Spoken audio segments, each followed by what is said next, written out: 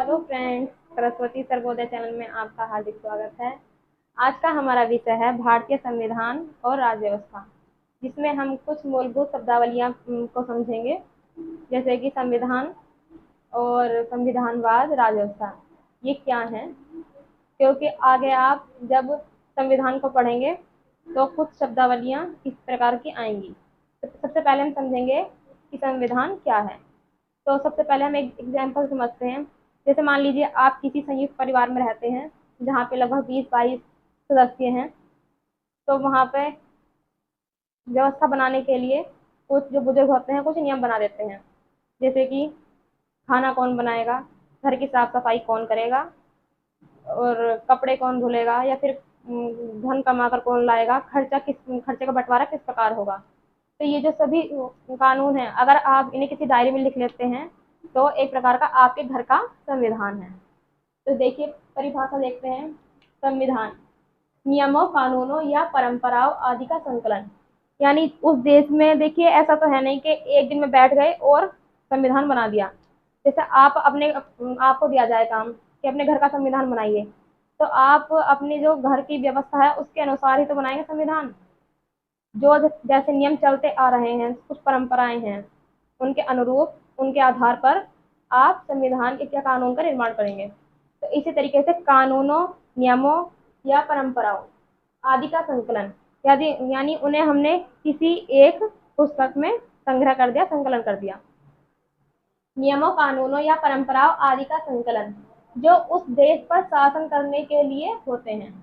यानी जो देश में जो शासन होगा वो जो संविधान के कानून, नियम या परंपरा है उसके अनुसार होगा। इसीलिए संविधान बनाया जाता है। यानी जो देश की शासन व्यवस्था है उसे सुचारू रूप से संचालित किया जा सके, उसमें कोई शासन में कोई परेशानी, दिक्कत ना आए। तो इसलिए पहले से ही कानूनों, नियमों और परंपराओं का संकलन कर लिया जाता है, वो लिखित दस्तावेज बन जाते हैं। एक बार फिर से परिभाषा देखते हैं। नियमों, कानूनों या परंपराओं आदि का संकलन जो उस देश पर शासन करने के लिए होते हैं उसे संविधान कहते हैं। अब संविधान की कुछ विशेषताएं भी होती हैं कि संविधान कैसा होना चाहिए। तो देखिए, संविधान जो है, ये संविधान की क्या क्या विशेषताएं हैं। संविधान जो है प्राथमिक कानून है, या फिर सर्वोच्च विधि भी कह सकते हैं। यानी संविधान के बाद देश में जो भी कानून बनेंगे उनका जो आधार होगा वो संविधान होगा। यानी जितने भी कानून बनेंगे वो संविधान के अकॉर्डिंग ही बनेंगे, जो भी संविधान में प्रावधान दिए हुए हैं उनके अनुसार बनेंगे। तो ये हमारे देश का प्राथमिक कानून हो गया, क्योंकि ये सभी कानूनों का आधार होता है। सभी कानूनों का निर्माण इसी के बेस पर होता है। अगला देखिए, देश की शासन की नियमावली। ये बहुत महत्वपूर्ण बिंदु है कि ये देश की शासन की नियमावली है। यानी सरकार का गठन कैसे होगा, सरकार का कार्य क्या होगा, सरकार की संरचना कैसी होगी, ये सभी हमें कहाँ वर्णन मिलता है, ये हमें संविधान में वर्णन मिलता है। कि राष्ट्रपति का निर्वाचन कैसे होगा, राष्ट्रपति का कार्य क्या होगा, राष्ट्रपति की शक्तियां क्या होंगी। इसी प्रकार से मुख्यमंत्री, प्रधानमंत्री, इन सब की कार्य, संरचना, ये सब संविधान के अकॉर्डिंग ही तय होता है। या फिर न्यायालय, इन सभी के गठन और कार्य और संरचना ये सभी संविधान पर निर्भर करती हैं।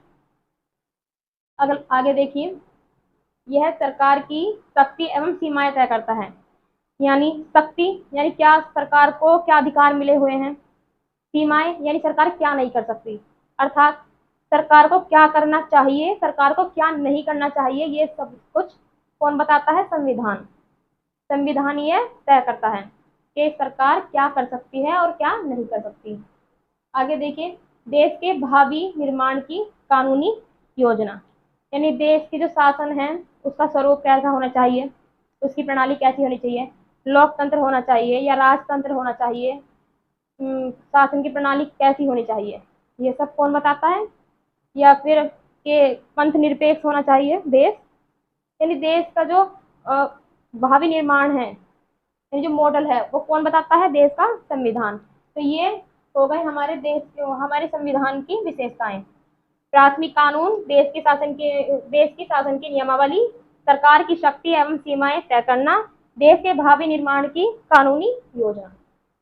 आगे देखिए, अब देखते हैं, देखिए यहाँ पे पहला था भारतीय संविधान। तो संविधान हमने समझ लिया, संविधान क्या है, नियमों, कानूनों या परंपराओं आदि का संकलन जो देश के शासन के लिए आवश्यक है। यानी देश में जो शासन हो रहा है वो किसके अनुसार हो रहा है, संविधान। संविधान क्या, कानूनों, नियमों या परंपराओं का संकलन यानी संग्रह, जहाँ पे देश के कानून, नियम या परंपरा उन सबको एकत्र इकट्ठा किया गया है, तो उसे क्या कहते हैं, संविधान। तो देखिए अब अगला भारतीय संविधान यानी भारत का संविधान। अब है राज्य व्यवस्था। तो देखिए राज्य व्यवस्था क्या है, संविधान को व्यवहार में लाने की प्रक्रिया, यानी जो संविधान में प्रावधान दिए गए हैं उन्हें व्यवहार में लाना। व्यवहार मतलब उन्हें लागू करना। जैसे आप उदाहरण देख सकते हैं, जैसे अनुच्छेद 17 है, अस्पृश्यता विधि के अनुसार दंडनीय अपराध होगी, यानी कोई भी व्यक्ति जो छुआछूत करता है वो दंड का भागीदार होगा। ये किसने कहा है, ये कहा है संविधान ने। तो संविधान में तो ये प्रावधान वर्णित हो गया, लेकिन इसे इसे देश में लागू किस प्रकार करना है, तो ये कानून बनाकर। जैसे आप देख सकते हैं, ये अनुच्छेद था, अस्पृश्यता विधि के अनुसार दंडनीय अपराध होगी। तो इसे व्यवहार में लाने के लिए क्या किया गया, इसे व्यवहार में लाने के लिए संसद द्वारा अधिनियम या कानून बनाया गया, जो था अस्पृश्यता निवारण अधिनियम 1955, जिसमें संशोधन किया गया और अब ये सिविल अधिकार संरक्षण अधिनियम 1976 के अंतर्गत आता है। तो आप समझ गए होंगे कि संविधान को व्यवहार में लाने की जो प्रक्रिया है वो क्या है, राज्य व्यवस्था। जैसे कि आप उदाहरण से समझ गए हैं, और भी ऐसे बहुत उदाहरण हैं, लेकिन ये मुख्य था इसलिए बता दिया कि अस्पृश्यता का विधि के अनुसार दंडनीय अपराध है। इसे व्यवहार में लाने के लिए अस्पृश्यता निवारण अधिनियम 1955 लाया गया, जिसमें 1976 में संशोधन करके सिविल अधिकार संरक्षण अधिनियम बना दिया गया। अब देखते हैं अगला शब्द क्या है, संविधानवाद। तो देखिए संविधानवाद क्या है, संविधान पर आधारित राजनीतिक प्रणाली या शासन प्रणाली को संविधान कहते हैं। देखिए संविधान, अब बात यह है संविधान पर आधारित राजनीतिक प्रणाली। सबसे पहले हम ये देखना चाहेंगे कि संविधान होना कैसा चाहिए। अब संविधान तो ऐसा भी हो सकता है, वो तो मतलब देश के ऊपर बात है कैसा बनाना चाहता है, कि नागरिकों को कोई अधिकार नहीं दिया, ऐसा भी हो सकता है संविधान। तो यहाँ पे संविधानवाद के लिए कैसा संविधान होना चाहिए, उदार और प्रभावी। उदार मतलब जैसे आप मान लीजिए आपको काम दे दिया गया कि संविधान बनाइए अपने घर के लिए, तो आपने काम दे दिया कि जो हमारे घर की 70 साल की बूढ़ी अम्मा है वो 20-22 सदस्यों के कपड़े धुले हुए बाल्टी में करके लेके 3 मंजिल छत पे जाएंगी। आपने बना दिया नियम, लेकिन नियम अच्छा थोड़ी है, तो ये उदार नहीं है। यानी अगर आप बनाते कि कोई जो हट्टा कट्टा इंसान है वो लेके जाए कपड़ों की बाल्टी, तो वो उदार होता, क्योंकि उसमें सामर्थ्य है, वो स्वस्थ इंसान है और तो वो लेके जा सकता है इतना वजन। लेकिन जब आपने बूढ़ी अम्मा को किया तो वो उदार नहीं था। यानी संविधान उदार होना चाहिए, यानी जो नागरिक हैं उनके लिए उदार होना चाहिए, उनके अनुकूल होना चाहिए, जो वे व्यवहार में उसे अपना भी सकें। प्रभावी यानी उसका अच्छा प्रभाव दिखना चाहिए। यानी संविधान पर आधारित राजनीतिक प्रणाली या शासन की प्रणाली, यानी वहां पे जितनी भी शासन की प्रणाली चल रही हैं, सरकार कैसे बन रही है, सरकार क्या कार्य कर रही है, ये सब क्या है, ये सभी संविधान के अनुसार होना चाहिए, संविधान के दायरे में अगर वहां पे संसद, न्यायालय या कोई भी सरकार, कोई भी संस्था राज्य की कोई भी सर्वोच्च नहीं है। सर्वोच्च क्या है, संविधान। यानी वहां पे विधि का शासन होना चाहिए, तो वहां पे क्या होगा, संविधान। अब ऐसा भी अभी मैंने बताया था कि संविधान भी उदार और प्रभावी होना चाहिए। तो ऐसे कौन कौन से तत्व हैं जो हमारे संविधान को उदार और प्रभावी बना सकते हैं। तो देखिए संविधानवाद के तत्व क्या क्या हैं। देखिए संविधानवाद के तत्व हैं, पहला है शक्ति पृथक्करण, यानी सरकार के 3 अंग होते हैं, पहला विधायिका, दूसरा कार्यपालिका, तीसरा न्यायपालिका। जिसमें पहला विधायिका जिसका कार्य होता है कानून बनाना, दूसरा कार्यपालिका जिसका कार्य होता है विधायिका द्वारा बनाए गए नियम को लागू करवाना। यदि भविष्य में कानून जो बनाया है उसके पक्ष में कोई कोई अपराध होता है तो उसमें जो निर्णय देगा तो वो है न्यायपालिका। यानी विधायिका कानून बनाएगी, कार्यपालिका कानून लागू करवाएगी, कानून से संबंधित कोई परेशानी तो उसके मामले में जो सुनवाई करेगी वो न्यायपालिका, जो निर्णय देगी वो न्यायपालिका। अगला देखिए लोकतंत्र, यानी जो राज्य यानी देश, जो राज्य की जो सबसे सर्वोच्च शक्ति है वो किसके पास है? जनता के पास। अभी आप कहेंगे कि सर्वोपरि तो हमने संविधान को बताया था, तो संविधान किसने बनाया है? किसने लागू कराया संविधान? जनता ने। जो संविधान की प्रस्तावना है, उद्देशिका, उसमें लिखा हुआ है कि सर्वोच्च शक्ति है वो जनता के हाथ में है, क्योंकि संविधान किसने बनाया है? जनता ने। तो देखिए जहाँ पे सरकार जनता बनाती हो और जनता अपने लिए ही बनाती हो और जनता के ऊपर ही शासन होता हो, तो वो क्या है? लोकतंत्र। फिर है विधि का शासन, यानी सब कुछ वहाँ संविधान के अनुसार ही चलता हो, जितने भी शासन प्रणाली है वे सभी विधि के अनुसार व्यवस्थित रूप से चलती हों। फिर है मनमानी शक्तियों पर नियंत्रण, यानी देश में मनमानी शक्ति नहीं पनपनी चाहिए। तो इसके अगर संविधान में ये तत्व हैं तो वह संविधानवाद के तत्व के अंतर्गत आएगा। अगला है नागरिक अधिकारों की रक्षा, यानी जितने नागरिकों के अधिकार होते हैं उनकी रक्षा करता है संविधान।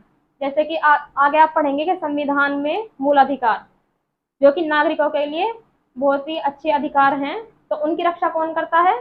वे कहाँ पर हैं?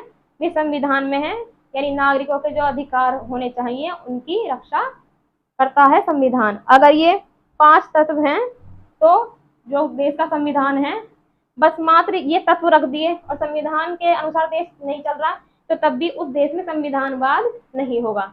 यानी ये 5 तत्व भी होने चाहिए: शक्ति पृथक्करण, लोकतंत्र, विधि का शासन, मनमानी शक्तियों पर नियंत्रण, नागरिक अधिकारों की रक्षा।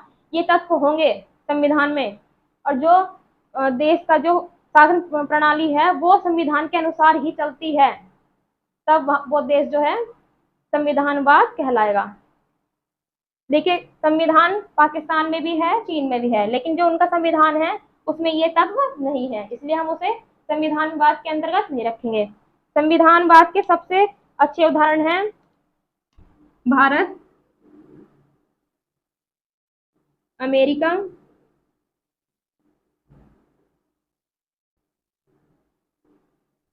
फ्रांस आदि। ये सभी क्या हैं? ये संविधानवाद के बहुत अच्छे उदाहरण हैं।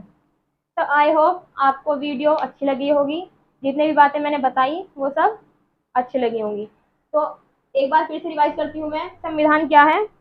नियमों, कानूनों या परंपराओं का संकलन जो कि देश पर शासन करने के लिए आवश्यक होते हैं, वो क्या कहलाता है? संविधान। अब संविधान की विशेषता क्या थी? कि यह प्राथमिक कानून है, देश की शासन की प्रणाली, शासन की नियमावली है, सरकार की शक्ति एवं सीमाएं तय करता है, देश के भावी निर्माण की कानूनी योजना है। राजव्यवस्था, संविधान को व्यवहार में लाने की प्रक्रिया क्या है? राजव्यवस्था। अगला पॉइंट था हमारा संविधानवाद, यानी उदार एवं प्रभावी संविधान पर आधारित राजनीतिक प्रणाली या शासन प्रणाली को संविधानवाद की संज्ञा दी जाती है। यानी जब देश में सरकार का गठन, सरकार की संरचना, सरकार के कार्य सब कुछ संविधान के अनुसार होंगे, वो भी संविधान कैसा? उदार और प्रभावी, तो वहां पे संविधानवाद के लक्षण दिखाई देते हैं। तो हमारी वीडियो को लाइक करें एंड चैनल को सब्सक्राइब करें। धन्यवाद।